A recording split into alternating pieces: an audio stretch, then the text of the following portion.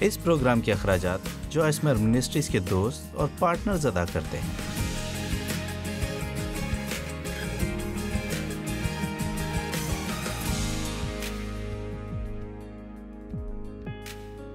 آج شام میں زندگی کے ہر موسم کو گلے لگانے پر سکھاؤں گی، آپ کی زندگی کا ہر موسم۔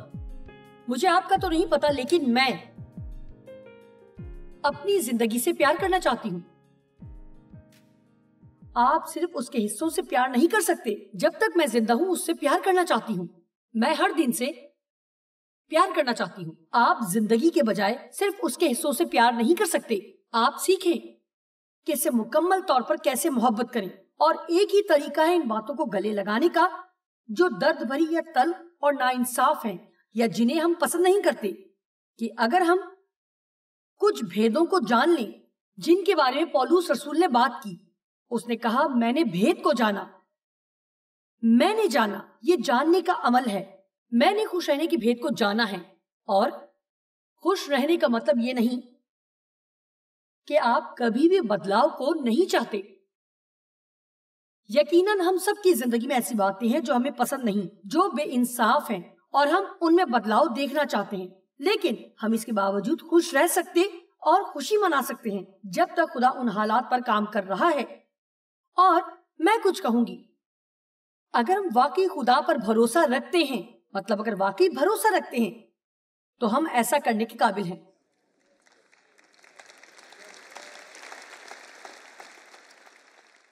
سو ہمیں سیکھنا ہے کس طرح نہ صرف اچھی باتوں کو گلے سے لگانا ہے، بلکہ درد بھری باتوں کو جو غیر منصفانہ ہیں۔ اور میں آج شام آپ کو کچھ بھید کی باتیں بتاؤں گی کہ آپ یہ کیسے کریں۔ کچھ باتیں آپ جانیں گے جو میں آپ کو صرف یاد دلاؤں گی۔ سب سے پہلے میں کہنا چاہوں گی کہ یہ الفاظ کہ مجھے نفرت ہے، اپنی بات چیت سے نکال دیں۔ مجھے رش میں گاڑی چلانے سے نفرت ہے، مجھے کپڑے دھونے سے نفرت ہے، مجھے گھاس کاٹنے سے نفرت ہے، مجھے صفائی کرنے سے نفرت ہے، مجھے اپنی نوکری سے اور اپنے آپ سے نفرت ہے۔ ہم اس زندگی کی امید کیسے کر سکتے ہیں جس سے ہم پیار کر سکیں اگر ہم ہر چیز سے نفرت کرتے ہیں؟ یہ بہت برا لفظ ہے، مجھے یہ بالکل پسند نہیں۔ میں چیزوں سے نفرت نہیں کرنا چاہتی۔ بہت ماہ پہلے میں نے ایک عادت بنانا شروع کی، یہ کہنے کی کہ کبھی کبھار میں دن میں ایک سے زیادہ دفعہ بھی کہتی ہوں کہ مجھے اپنی زندگی سے محبت ہے، مجھے خدا سے محبت ہے، مجھے خود سے محبت ہے، مجھے اپنے گھرانے سے محبت ہے، جو کام میں منسٹری میں کرتی ہوں اس سے محبت ہے، مجھے زندگی سے محبت ہے۔ میں آپ کی حوصلہ افزائی کروں گی کہ میری اس بات کو لیں اور کرنا شروع کریں۔ پیدائش 8:22، بلکہ جب تک زمین قائم ہے، بیج بونا اور فصل کاٹنا، سردی اور تپش، گرمی اور جاڑا، دن اور رات موقوف نہ ہوں گے۔ مجھے آپ کے بارے میں تو نہیں پتا، لیکن میں بونے سے زیادہ کاٹنے کو ترجیح دوں گی، کیونکہ بونے کے وقت آپ کچھ دیتے ہیں اور کاٹنے کے وقت آپ کچھ حاصل کرتے ہیں۔ اسی لیے مجھے کاٹنا پسند ہے۔ ٹھنڈک اور حرارت، مختلف لوگ مختلف ہوتے ہیں، لیکن میں حرارت کو ٹھنڈک پر ترجیح دیتی ہوں۔ جاڑا اور گرمی، میرے نزدیک گرمی سردی سے بہتر ہے، اور دن اور رات، اور یقیناً میرے لیے دن رات سے بہتر ہے۔ یہ میری ترجیحات ہیں، لیکن میں ایک کو دوسرے کے بنا نہیں پاتی۔ اور ایسے یا ویسے خدا کے فضل سے میں امید رکھتی ہوں کہ خدا مجھے آج رات یہ واضح کرنے کے لیے استعمال کر رہا ہے۔ اگر آپ یہ سوچتے رہیں گے کہ خوش اور مطمئن رہنے کی واحد صورت یہ ہے کہ سب کچھ اچھا اور آپ کی مرضی کے مطابق ہو، تو در حقیقت آپ ایک ناہموار سفر کے اندر ہیں۔ میں جانتی ہوں، کیونکہ میں نے لمبے عرصے تک ایسی کوشش کی ہے۔ آپ سب جانتے ہیں، مجھے آپ کے سامنے کلام سکھاتے ہوئے 41 سال ہو چکی ہے، اور میں کسی کتاب سے باتیں نکال کر آپ کے سامنے نہیں لا رہی۔ مطلب میں ان باتوں کو جی چکی ہوں، اور میں نے بڑے مسئلے کھڑے کیے اور اداس رہنے لگی، اور مطلب تقریباً ہر طرح کے مسائل جن سے آپ آج شام 2-4 ہیں میرے سامنے رہے، اور میں بالکل بڑھا چڑھا نہیں رہی۔ میرے ڈیڈ نے میرے ساتھ زیادتی کی، ماں نے چھوڑ دیا، زندگی میں جو پہلا مرد آیا اس سے شادی کر لی، اس نے میرے ساتھ برا برتاؤ کیا۔ میں جانتی ہوں کہ ایسی زندگی گزارنا کیسا ہوتا جو برباد ہو چکی ہو۔ مجھے پتا ہے کہ خدا کا کلام کام کرتا ہے اگر اس پر عمل کریں، لیکن یہ ہم سب کے لیے بے حد ضروری ہے کہ ہم سمجھیں کہ صرف کلام کو سننا ہماری زندگی کو نہیں بدلتا. اس کو کام میں لانا ہماری زندگی بدلتا ہے. آپ کو بائبل کا بہت سارا حصہ یاد بھی ہو سکتا ہے، مگر وہ اپنے آپ کی زندگی کو نہیں بدلے گا اگر آپ وہ کرنے کو تیار نہیں جو آپ سنتے ہیں. آمین. میرا خیال ہے اب کچھ کرنے پر دھیان دیا جائے. مجھے اپنی زندگی میں توازن چاہیے تھا اور آخر کار میں نے پا لیا. ڈیو نے مجھ سے کہا، مطلب شروع میں جب ہماری شادی ہوئی تو جذباتی طور پر میں بہت زیادہ ڈاما ڈولتی اور ہر وقت بس زیادہ تر برا موڈ ہوتا تھا، اور اس وقت مجھ سے انہوں نے کچھ نہیں کہا تھا. لیکن سالوں بعد جب میں بہتر ہو گئی، انہوں نے کہا، جانتی ہو میں کام سے واپس گھر آتے ہوئے سوچتا تھا نہ جانے آج رات اس کا مزاج کیسا ہوگا. اور پتہ ہے یہ اچھا نہیں کہ کسی کو ایسے جینا پڑے. اور صرف آج شام آپ کی پرواہ کرتے ہوئے یہ کہنا چاہوں گی کہ اگر آپ کوئی بہت متوازن شخصیت نہیں ہے، اگر آپ ڈاواڈول قسم کے ہیں اور آپ کے حالات اچھے ہیں تو آپ ٹھیک ہیں، اور جب وہ اچھے نہیں تو آپ گرے پڑے ہیں، تو آج رات آپ وقت نکال کر ایک فیصلہ کیوں نہیں کرتے کہ واقعی آپ اپنی زندگی کے ان معاملات میں خدا کو مداخلت کرنے دیں اور واقعی اسے اپنی مدد کرنے اور سکھانے دیں گے کہ کیسے آپ اس زندگی سے محبت کر سکتے ہیں جو آپ کے پاس ہے. آپ جانتے ہیں خواہش کرنا بیکار ہے. یہ لفظ بائبل میں نہیں ہے. خواہش کرنے پر کوئی باب نہیں، خواہش کرنے پر کوئی حوالہ نہیں ہے.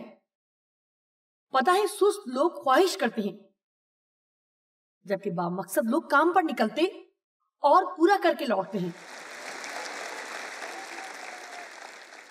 ہاں میں آرزو کرتی ہوں کہ 20 پاؤنڈ وزن گھٹا پاؤں. کاش میں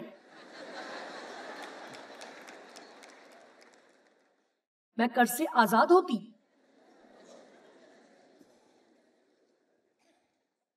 کاش میرا گھر صاف ہوتا. کاش تم جیسی زندگی میری ہوتی. کاش میرے پاس جوائس جیسی منسٹری ہوتی. مجھے یوں خواہش کرنا سمجھ نہیں آتا. میں آپ کو بتا سکتی ہوں. آمین. ہمیشہ سے انتظار کرنے کا ایک موسم اور فصل کاٹنے کا ایک موسم ہے. آزمائش کا موسم ہے اور بحالی کا موسم ہے. آپ میں سے کتنے ایک زبردست گواہی سننا پسند کرتے ہیں؟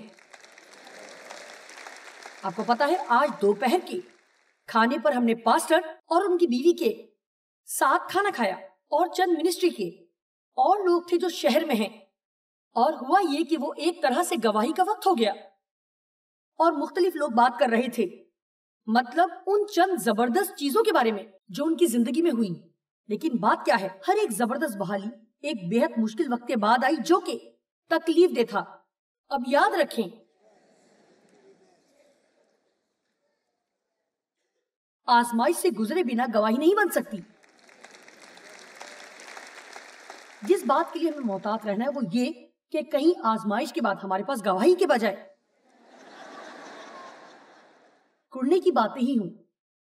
کیا یہ مزاحیہ نہیں؟ میرا خیال مزاحیہ ہے. غزل الغزلات 2. کیونکہ دیکھ جاڑا گزر گیا اور میم برس چکا اور نکل گیا. کوئی ہالےلویا کہے گا؟ زمین پر پھولوں کی بہار ہے، پرندوں کے چہچہانے کا وقت آ پہنچا اور ہماری سرزمین میں کمریوں کی آواز سنائی دینے لگی. آپ سب بتائیے کہ آپ کی زندگی میں اس وقت جاڑے کا موسم ہے؟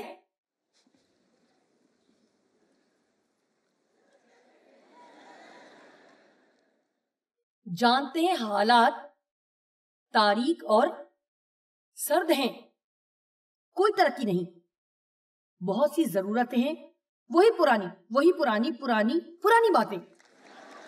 کیا میں آپ کو کچھ بتاؤں؟ بہار آپ کے دروازے پر کھڑی ہے.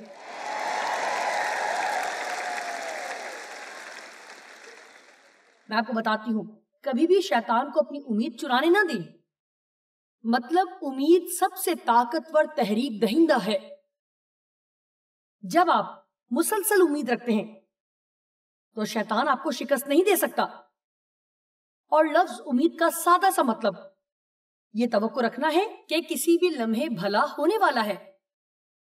میں توقع رکھتی ہوں کہ کسی بھی لمحے کچھ اچھا ہونے والا ہے. آپ کہیں کہ آج میں بیمار ہوں، کل اچھا ہونے کی توقع رکھتی ہوں، اور اگر آپ کل اچھے نہ ہوئے تو اس سے اگلے دن اچھا ہونے کی امید رکھیں. آپ کہیں اچھا تمہارے لیے تو یہ کہنا آسان ہے, تمہیں کچھ برا محسوس نہیں ہوا. جی آپ نہیں جانتے مجھے کیسا محسوس ہوا. میں آپ کو اپنے اب تک کے سال کے بارے میں بتاتی ہوں. سب سے پہلے 31 اکتوبر میرے دوسرے کولہے کی تبدیلی ہوئی. اس والے کی 2 سال پہلے ہوئی تھی. سو اب میرے پاس 2 بایونک کولہے ہیں. اور میرا مطلب یہ کمال تھا, مجھے بہت اچھا لگا. لیکن اب بھی صحت یابی زیر عمل ہے. آپ کو اس سے گزرنا پڑتا ہے. آپ کو ہر طرح کا علاج فراہم کیا جاتا ہے. آپ کو درد ہوتا ہے, آپ کو کڑوا پن ہوتا ہے, سوجن ہو جاتی ہے. سو میں صحت یابی کے 6 ہفتے میں ہوں اور چیزیں اب بہت بہتر ہونا شروع ہو گئی ہیں. اور 24 دسمبر میرے سامنے سردی اور خراب گلے کی شکایت آئی, جو کہ مجھے پورے 7 ہفتے تک رہی. اسی دوران مجھے تھائی لینڈ جانا پڑا. سو میں نے 39 گھنٹے جہاز پر گزارے. دراصل مجھے لگا کہ میں ٹھیک ہو رہی ہوں. پھر میں گھر گئی اور پھر میرے ساتھ وہی ہوا. میرا جسم سرجری سے پہلے کمزور تھا, سو جب اس کا حملہ ہوا تو اس وجہ سے اس کا سامنا مشکل ہو گیا. پھر میری صحت ذرا بہتر ہونا شروع ہو گئی. تب میں نے بیرون ملک کا چکر لگایا اور اس نے مجھے پھر سے کمزور کر دیا. اور بس یہی چلتا رہا چلتا رہا چلتا رہا. لیکن بہت مشکل تھا ہار نہ ماننا. ایک بات جو دشمن ہمارے ذہن میں ڈالتا ہے, میں اسی طرح اور تفصیل سے بتاؤں گی. جب آپ کی زندگی میں کوئی مسئلہ چل رہا ہو تو آپ کو ہر وقت سنائی دے گا کہ یہ کبھی ختم نہیں ہوگا. اور آپ میں سے کچھ اس وقت اپنی زندگی میں ایسے موڑ پر ہیں جہاں آپ بس یہ ہیں کہ یہ کبھی ختم نہیں ہوگا. اور تب ہم یہ کہنا شروع کر دیتے ہیں کہ مجھے نہیں لگتا کہ میں اسے مزید برداشت کر سکتی ہوں. پتہ نہیں میں کب تک اسے جھیل پاؤں گی. ہمیں ان سب کالی باتوں کو یہ کہہ کر بدلنا ہے کہ مسیح جو میرا قوت بخشنے والا ہے کہ وسیلہ میں سب کچھ کر سکتی ہوں. سو میں نے کیا کیا؟ میں نے ان 7 ہفتوں کے دوران کیا کیا؟ اور میں آپ کو بتاتی ہوں, بہت سے دنوں تک میں بے حد تکلیف محسوس کرتی رہی. مطلب بہت تکلیف, اور زیادہ جتنی کہ عام طور پر نہ کرتی. اور میں یہی کہتی رہی کہ کل بہتر ہوگا, کل بہتر ہوگا. خدا کی شفا بخش قدرت مجھ میں کام کر رہی ہے. پھر مجھے اینٹی بایوٹکس کے 2 راؤنڈز لینے پڑے اور اس سے میرا میدا بگڑ گیا. پھر مجھے کچھ میدے کی دوا لینی پڑی. سو یہ مزے کی بات تھی. لیکن پتا ہے اب میں ٹھیک ہوں اور فینکس جانے کے لیے تندرست ہوں. اب میں اس بات سے دلی طور پر خوش نہیں ہوں کہ میرا چھٹی کا وقت ایسا گزرا, اور میں یہ نہیں کہوں گی کہ میرے پاس اس کے لیے کوئی دلیل ہے. لیکن دیکھیں, میں نے زندگی میں جانا کہ کبھی کبھی خدا مجھے چیزوں سے گزرنے دیتا ہے تاکہ میرے پاس آپ کو بتانے کے لیے کچھ ہو. کئی بار ہم مشکلات میں سے صرف اس وجہ سے گزرتے ہیں تاکہ جب آپ لوگوں سے یہ کہیں کہ مجھے پتا ہے آپ کو ایسا لگ رہا ہے, تو وہ واقعی آپ کا یقین کریں. کوئی آپ کو یہ کیسے کہہ سکتا ہے کہ وہ جانتا ہے آپ کیسا محسوس کر رہے ہیں اگر ان کی زندگی مزے میں ہو اور انہیں کبھی مشکلات یا پریشانیوں کا سامنا نہ کرنا پڑے. آمین. ٹھیک ہے, تو بہار آنے کو ہے. دیکھتے ہیں کہ پولوس نے فلپیوں 4 کی 11 اور 12 میں کیا کہا. یہ نہیں کہ میں محتاجی کے لحاظ سے کہتا ہوں, کیونکہ میں نے یہ سیکھا ہے کہ جس حالت میں ہوں اسی پر راضی رہوں. مجھے اسے سیکھنے میں لمبا عرصہ لگا کہ کس طرح اس درجے تک خوش اور مطمئن رہوں کہ بے چین اور بے قرار نہیں ہوں. یہ کمال ہے. اس کا مطلب یہ نہیں کہ آپ کبھی بدلاؤ نہیں چاہتے. آپ اس درجے تک مطمئن ہو سکتے ہیں جہاں آپ ہر وقت پریشانی میں نہیں ہیں. اس سے فرق نہیں پڑتا کہ میں فی الحال کس حالت میں ہوں. میں جانتی ہوں کہ کس طرح کھینچے تنے حالات میں ذلت کے باوجود فروتنی سے رہنا ہے, اور یہ بھی پتا ہے کہ افراد کا مزہ کیسے اٹھانا اور بہتات میں کیسے جینا ہے. میں نے سب طرح کے حالات میں رہنے کا بھید سیکھا. دیکھیں, آج ہم بھید کی باتیں کر رہے ہیں. ہر طرح کی حالت کا سامنا کرنے کا بھید, چاہے سیر ہو یا بھوکا, چاہے بہتات اور افراد ہو یا طلب اور ضرورت. غلطیوں 6:9. ہم نیک کام کرنے میں ہمت نہ ہاریں, کیونکہ اگر بے دل نہ ہو تو عین وقت پر کاٹیں گے. عین وقت کیا ہے؟ مقرر وقت کیا ہے؟ یہ بڑا دلچسپ حوالہ ہے. جی, عین وقت پر, مقرر وقت پر. آپ جانتے ہیں, جب میں منسٹری میں بالکل نو عمر تھی اور اس انتظار میں تھی کہ میری منسٹری مختلف طور پر بحال ہو کر ترقی کرے, جانتے ہیں مختلف لوگ خداوند کی طرف سے مجھ سے کلام کرتے. ہر تھوڑی دیر میں چرچ میں ایک خادم آتا اور ان کے پاس ہمیشہ میرے لیے کلام ہوتا کہ نیک کام کرنے میں ہمت نہ ہاریں، کیونکہ اگر یہ بے دل نہ ہو تو عین وقت پر کاٹیں گے. اور شروع میں چند مرتبہ میں بہت خوش ہوئی اور پھر مجھے پتا لگا کہ میں پہلے سے زیادہ کچھ اور نہیں جان پائی. کیونکہ عین وقت کب ہے؟ جب خدا تیار ہو اور جب خدا جانتا ہو کہ ہم تیار ہیں.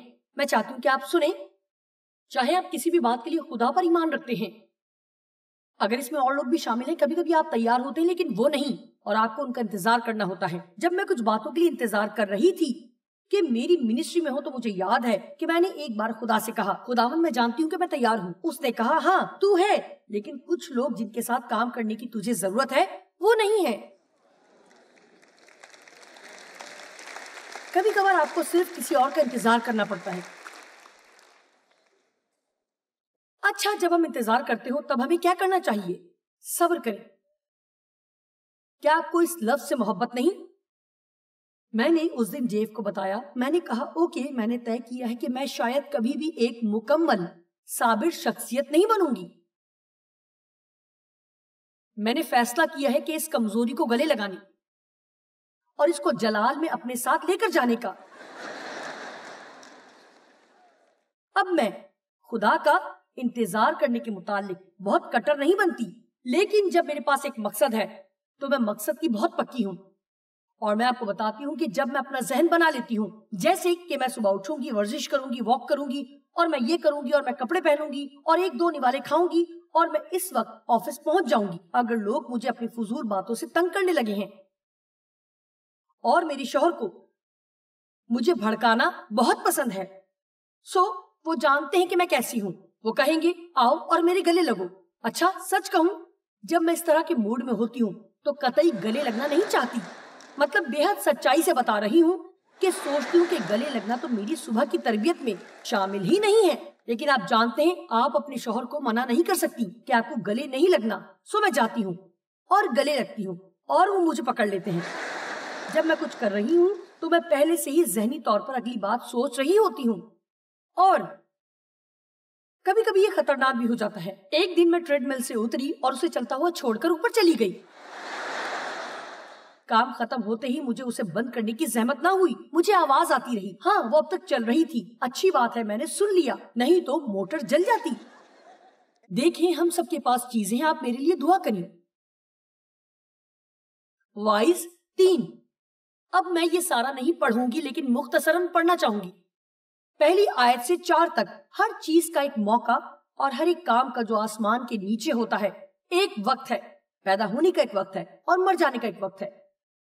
درخت لگانے کا ایک وقت ہے اور لگائے ہوئے کو اکھاڑنے کا ایک وقت ہے. مار ڈالنے کا ایک وقت ہے اور شفا دینے کا ایک وقت ہے. ڈھانے کا وقت ہے، تعمیر کرنے کا ایک وقت ہے. رونے کا ایک وقت ہے اور ہنسنے کا ایک وقت ہے. غم کھانے کا ایک وقت ہے اور ناچنے کا ایک وقت ہے.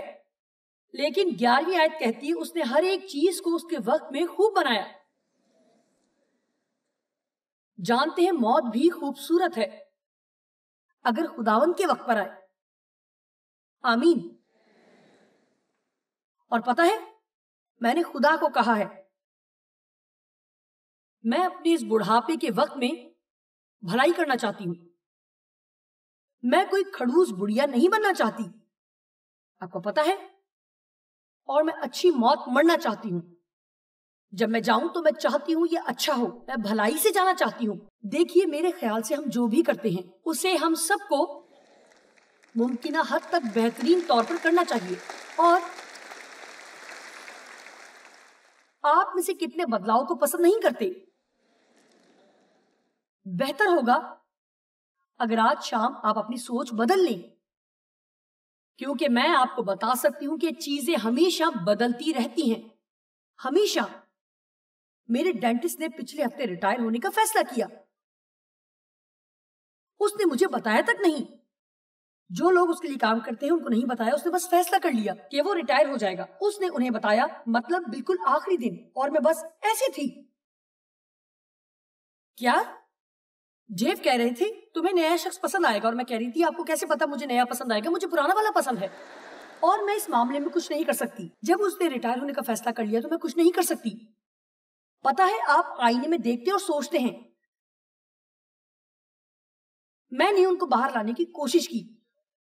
پھر میں نے بہت سارا لوشن لگایا اور ہر طرح کی چیزیں. اور پتہ ہے آپ بس بوڑھے ہوتے جاتے ہیں. بس یہی ہوتا ہے.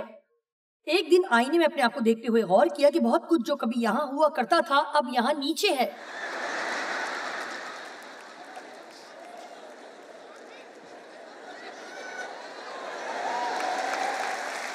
جی ہاں,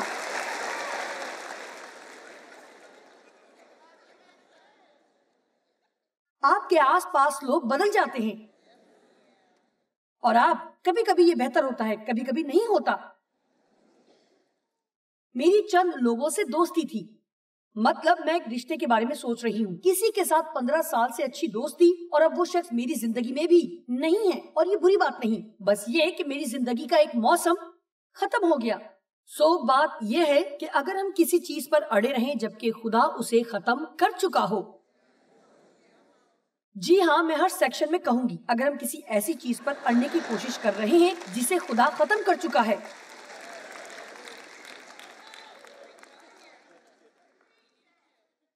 تو کسی ایسی بات پر اڑے رہنے کا کوئی مطلب نہیں جسے خدا ختم کر چکا ہے, اور اس پر مزید کوئی مسا نہیں ہے, کیونکہ وہ صرف آپ کو آنے والی زبردست چیز سے باز رکھے ہوئے ہے, اور شاید اگلی بے حد کمال چیز سے جو خدا نے آپ کے لیے رکھی ہے.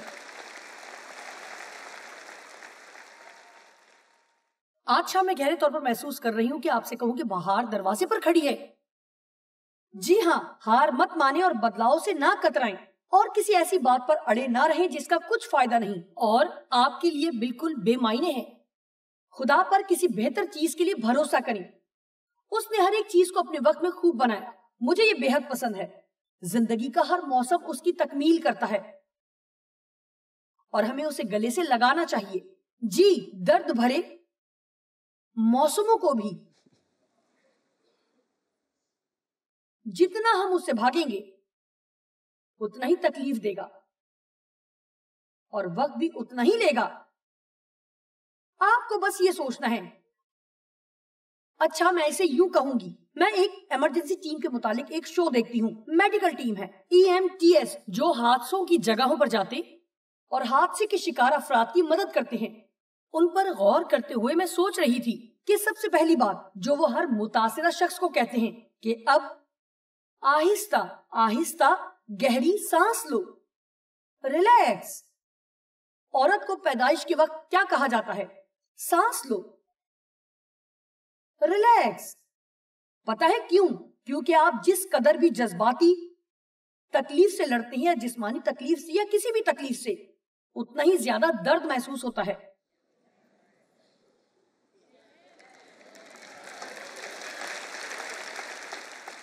اور جانتے ہیں, مجھے پتا ہے کہ کچھ لوگ سوچتے ہیں, ہاں یقیناً پتا ہے میری زندگی میں جو ہو رہا ہے وہ ابلیس ہے, اور یقیناً آپ مجھ سے اس کو گلے لگانے کی توقع تو نہیں کر سکتے.